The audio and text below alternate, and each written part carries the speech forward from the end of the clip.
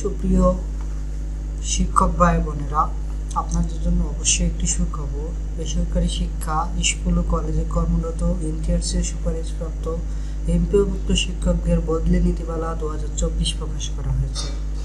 এটি আজকে 19 ডিসেম্বর 2024 তারিখে প্রকাশ করা হয়েছে। এখানে আমি মূলত এই ভিডিওতে আপনাদের দেখাবো বদলির জন্য সাধারণ কি কি শর্তাবলী থাকবে। এখানে সর্বমোট 16টি শর্তাবলীর কথা বলা হয়েছে। শর্তাবলীগুলো দেখুন। 1 নম্বরে আছে বেসরকারি শিক্ষক নিবন্ধন বা এনটিআরসি প্রতিষ্ঠান ভিত্তিক শূন্যপদের চাহিদা বিবরণ প্রত্যেক বছরের 15 সেপ্টেম্বরের মধ্যে অনলাইনে প্রকাশ করবে। 2 নম্বরে প্রকাশিত শূন্যপদের বিপরীতে মাধ্যমিক ও উচ্চশিক্ষা অধিদপ্তর বদলির আবেদন আহ্বান করবে। 3 নম্বরে সমপদে শূন্য থাকা সাপেক্ষে বদলির জন্য 1 অক্টোবর 15 সেপ্টেম্বরের পরে 1 অক্টোবর থেকে 30 অক্টোবর পর্যন্ত অনলাইনে আবেদন করতে পারবে। 30 নভেম্বরের মধ্যে বদলির আদেশ জারি হবে এবং 30 ডিসেম্বরের মধ্যে নতুন কর্মস্থলে যোগদান সম্পন্ন হবে। 15 সেপ্টেম্বর থেকে 30 ডিসেম্বরের মধ্যে সব কার্যক্রম শেষ হবে। 4 নম্বরে আবেদনকারী শিক্ষক তার চাকরির আবেদনে উল্লিখিত নিজ জেলায় বদলির জন্য আবেদন করবে। তবে নিজ জেলায় পদ শূন্য না থাকলে নিজ বিভাগের যে কোনো জেলায় বিদ্যমান শূন্যপদের বিপরীতে বদলির আবেদন করতে পারবে। প্রথমে নিজ জেলায় শূন্যপদ না থাকলে নিজ বিভাগের যে কোনো জেলা। 5 নম্বরে প্রথমে যোগদানের পর চাকরি 2 বছর পূর্ণ হলে বদলির আবেদন করার জন্য যোগ্য হবে।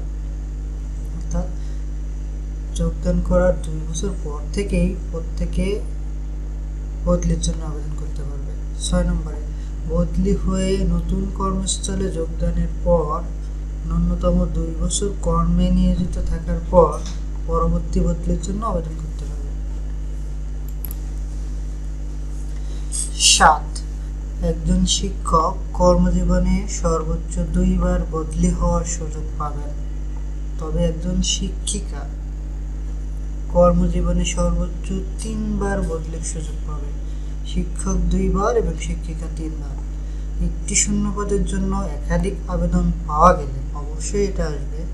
সেক্ষেত্রে কিভাবে অগ্রাধিকার বিবেচনা করা হবে? প্রথমে জ্যেষ্ঠতা, এরপরে নারী, তারপরে দূরত্ব। 9 নম্বরে চাকরিতে প্রথম যোগদানের তারিখ হতে সিনিয়রিটি গণনা করা হবে। একটি পদের জন্য প্রতিযোগী সকল আবেদনকারী কর্মস্থল একই উপজেলায় হলে তাদের কর্মস্থল উপজেলার কেন্দ্র হতে কাঙ্ক্ষিত উপজেলার কেন্দ্রের দূরত্ব গণনাপূর্বক সকলের জন্য প্রযোজ্য করতে হবে। একটি পদের জন্য প্রতিযোগী আবেদনকারী বিভিন্ন উপজেলার হলে তাদের কর্মস্থল জেলার কেন্দ্র হতে কাঙ্ক্ষিত জেলার কেন্দ্রের দূরত্ব এবং গণনাপূর্বক সকলের জন্য প্রযোজ্য হবে। একটি পদের জন্য প্রতিযোগী আবেদনকারী বিভিন্ন জেলার হলে তাদের স্ব জেলার কেন্দ্র থেকে কাঙ্ক্ষিত জেলার কেন্দ্রের দূরত্ব গণনা করতে হবে। দূরত্ব পরিমাপের জন্য জনপ্রশাসন মন্ত্রণালয়ের মডেল অনুসরণ করা হবে। অসম্পূর্ণ বা ভুল তথ্য সংবলিত আবেদন গ্রহণযোগ্য হবে না। ইচ্ছাকৃত ভুল প্রমাণিত হলে শাস্তি আরোপ করা হবে। বদলির কার্যক্রম সম্পূর্ণ হওয়ার পর এনটিআরসি অবশিষ্ট শূন্যপদে নিয়োগের চূড়ান্ত সুপারিশ করবে। একটি শিক্ষা প্রতিষ্ঠান থেকে বছরে সর্বোচ্চ 1 জন শিক্ষক বদলির সুযোগ পাবেন। তাহলে সর্বমোট বদলির সাধারণ শর্তাবলী 11টি।